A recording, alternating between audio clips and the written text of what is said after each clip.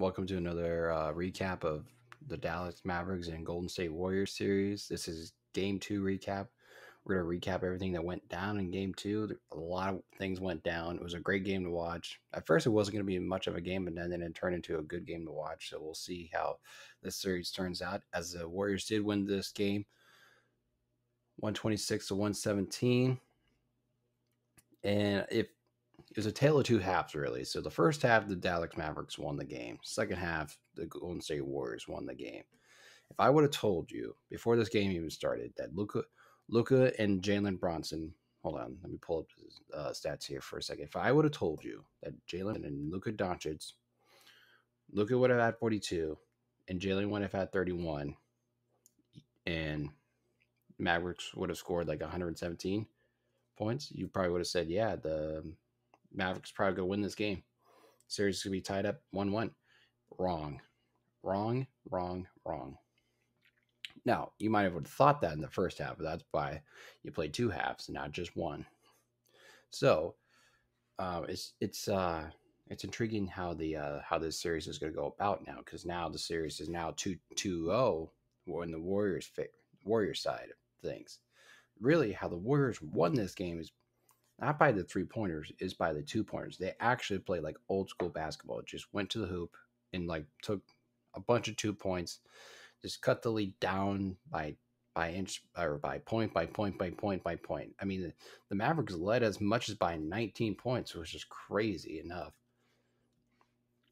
It was just like, how did the Mavericks blow this one? It's like I seriously, if I would have told you though, if Luka Dončić had like 42 points, you easily would have said probably the Mavericks win this game, and the series is at least tied at 1-1. Nope, not the case. Not the case at all. Mavericks blew this one. They led by 14 at least at halftime. So it's like really the Mavericks lost this game in the third quarter, because the Warriors really like started. That's when the run started happening. You know, the Dallas Mavericks are gonna live and die by the 3-pointers, which has been their motto for most of this series. But it's like, I just, for the 2 games at least, or I guess for the entire playoffs, they've been living and dying by the 3. But in my head, I'm just like, come on, guys, don't you think you should at least attack the basket? Like, they should at least attack the basket a little bit more often in the third quarter to at least, like, they would have at least had a chance of winning this game at most. You know, if they at least would have took it, at least they went to the rim or took some 2-pointers and not shot a bunch of 3s in the third quarter, this series would have been a lot more interesting, that's for sure. In the third quarter alone, they made a total of 4 shots. Dallas Mavericks made a total of 4 shots in game 2 in the third quarter, which is crazy. Because, like, if you looked in the first half, you were like, oh my God. Because I think they made like 15, because they made 14 the first game. And they made 15 that first half. So it's like, oh my God, they're making everything. They're shooting like almost 50% from the field or from the 3. And Shaq brought up a valid point. He's like, you think the Mavericks are going to keep this shooting up? And Chuck was like, well, they don't have to shoot at 50. If they shoot it at least at 40%, they got a pretty good chance of winning, which wasn't the case in that third quarter, because that's where I truly believe the Dallas Mavericks lost this game. It's in the third quarter, which is like, gosh, how did they? No, wait, actually, they made 5. Never mind. I had to like look at it again. It's like, wait, they made 5. Either way, they made 5 shots in that third quarter. So, like I said, like Shaq was like, if they, I don't want to do Shaq impression, but either way, so it's like Dallas really lost this game in the third quarter. In all honesty, I thought, because like they, like in probably in the halftime in the locker room, everybody's like, oh yeah, we're up like 14, we should be good. Let's keep it up, guys. Let's keep making shots, all that other stuff. Just rah speech. But you can't let the Golden State Warriors have hope. Once I knew I should have even tweeted this out. So I knew the Golden State Warriors got off to a good start in that third quarter. I knew the Dallas Mavericks were going to be in trouble. if Dallas got up to a good start in that third quarter, at least, maybe the Warriors wouldn't have come back and won. Maybe it. Like, I don't know. Maybe, who knows? But I'm just saying, like, if you give Golden State a good start in that third quarter, because they're usually a typical good third quarter team, it's pretty much game over because they are like I just said, a third quarter team. So you got to if you're going to be Golden State, you got to do it right from the jump in the third quarter. You got to jump on them. You got to grab them by the head and then chop it like a chicken, something like that. You got to kill them when you have the chance. You got to kill the Warriors when you have the chance. So I guess the real reason probably why they won this game too is because Kevon Looney played excellent today. He was the first Warrior center with 20 and 10 playoffs game since Robert Parrish in 1977. He had 21 points, 12 rebounds, and he was 10 of 14 from the field. Which is crazy. He played an excellent game. There were some moments like Stan Van Gundy brought this up too during the game. He's like, why are the Mavericks playing trying to play one-on-one with Kevon Looney? He was like, and throughout those two games, he's actually played pretty well defensively.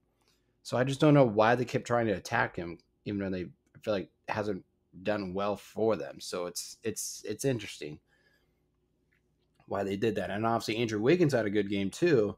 So I mean, like, Andrew Wiggins had a good game. Kevon, Steph, obviously he had let's see. So I think Steph had 30. Yeah, he had 32. And then Kevon, like I said, had 21. Wiggins, I believe he had at least, what do you have? Wiggins had 16.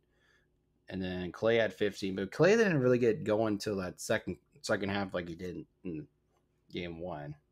I don't know. Clay's been a little shaky a little bit in the first half of both games. Like he'll start slow and then he gets hot in that second half. So it was interesting to see there. Jordan Poole obviously doing his thing. Pool party at Chase Center. So, it's just if the Mavericks would have, if the Mavericks would have at least won this game, they at least would have won game 3 and they would have been up 2-1. In all honest opinion, I'm just saying they at least would have had the momentum going into home and playing at home. They probably would have won game 3. That means they would have been up 2-1. Instead, they're now down 2-0. And game 3 is a must win for Dallas. So it's going to be, like I said, it's going to be an interesting game 3 for sure. Dallas has to win that game. There's no ifs nor buts about it. They have to win that game. So it's, yeah. What else is there to talk about? Because I feel like there's so many things to talk about in this game. I just trying to think of anything else that popped. In the game, people were talking about Luka's having his flu game, which I guess he was having some illness and stuff like that. So it was fun to see some people talking about, Luka's having a flu game, which he basically did, and the Dallas Mavericks blew it. I feel like every NBA team, if you're a superstar and you have a flu, if you have a flu or some, you're sick or something like that, and you have a monster game, you should win. Dallas blew it. They blew their chance on having a flu game for Luka, because Luka had. Let me look up the Luka stats here. Luka was 42. He had 42 points, 8 assists, and 5 rebounds. And the thing is about Luka, he's so talented. He's so gosh darn talented. He's the same age as me. He's 23 years old. Me and him are the same age, and I'm so jealous of him. I truly am, because I wish I was that skilled at basketball. But I mean, I wish I wasn't as bad as defensive player as he is, because he's so bad. So bad. And the thing is, Luka kept them in the game in that last 4 minutes. He kept them in the game, but Dallas never could get a stop. And mainly it's probably because of Luka. And I don't want to throw shade at Luka, because he's a really good player. He's easily top 5, one of the top 5 best players, I think, in this league. So it's just, he can't play defense. He can't, but he's the best. He's one of the better offensive scoring players in the NBA, but he You just can't play defense, which is shocking. Oh my gosh, it's remarkable, I tell you. And like the Dallas Mavericks they shot 45 threes and they made 21. If I would like that's a win, that's winning right there. You would have won the game. Like Luka at 42, you guys made 21 threes. You guys should have won that game. Dallas blew it. They blew it. I think they would agree. Ah, man, they really blew that one. I'm not even like I don't even have a rooting interest like in this series at all. Like I just want a good series, but like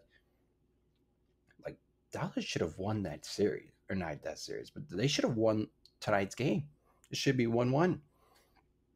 I'm sure there are Mavericks fans that might be watching this and go, yeah, we know we should have won all this and that. But like, here's the thing: if you're a Dallas fan, you know you were in the same situation as you were in the previous series against the Suns. Then you tied that series up at 2-2, but then obviously you lost Game 5 at Phoenix, but then you came back home and won Game 6, and then obviously you got yourselves into a Game 7, which I really wouldn't recommend going to a Game 7 with the Warriors. I don't know, but yet again, we didn't say that we basically said the same thing with them when they were playing Suns in a Game 7. Like, oh, Suns probably going to win this Game 7 because it's at home. So, and obviously Luka's, it's on a different level when he's on a Game 7. So it's like I said, it's a must win for the Dallas Mavericks for Game 3 on Sunday. Like they gotta win that game for at least to extend this series a bit. Like they gotta extend this series. But I did pick the Warriors to win in 6. That's for sure. That was always my pick, probably. But like, I would really be rooting for at least a 7-game series because that way, just for entertainment purposes, who wouldn't want a Game 7 on the line? You know what I'm saying? So, but yeah, like Luka, used his flu card game and they lost, which is just crazy.